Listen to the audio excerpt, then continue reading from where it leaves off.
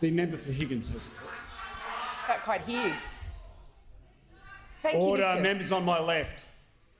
Thank you, Mr Speaker. My question is to the Minister for Home Affairs. Will the Minister please update the House on how the Morrison government's plan for a stronger future is keeping Australians safe from a range of threats to our national security and community safety? And is the Minister aware of any alternative approaches? The Minister has the call.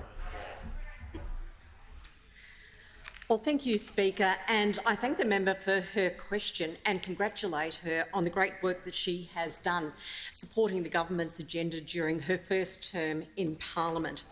Now, Mr Speaker, as the Treasurer said in his budget speech, we live in very uncertain times, and that's why safety and security underpins everything that this government does. It underpins our plans to make sure that Australia is stronger and that we are able to ease the cost of living pressures.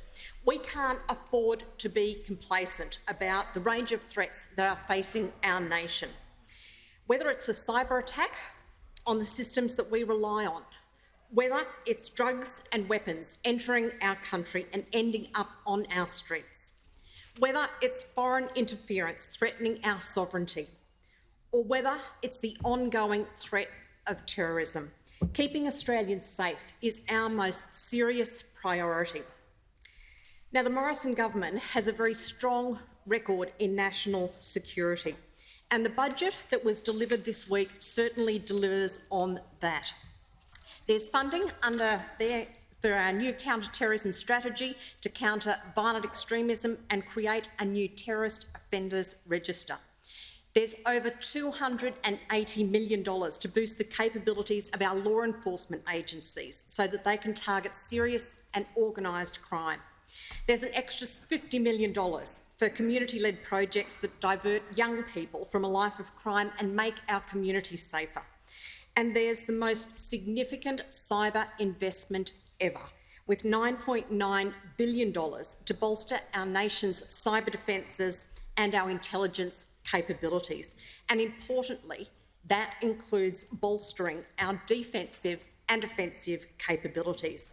Now, on top of that, Mr Speaker, this week we have passed further vital legislation to keep us safe, to further secure our critical infrastructure and to give our law enforcement agencies the backing that they need to keep us safe. Mr Speaker, national security is important. Border security is important. Keeping Australians safe is important. And those things are in the coalition government's DNA. We can always be relied on to make sure that Australians are safe.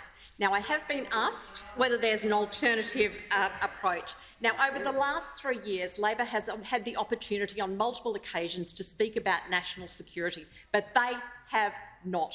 They have missed every opportunity to put forward their policy. The coalition government under Prime Minister Morrison is very clear on what its forward plans are for national security.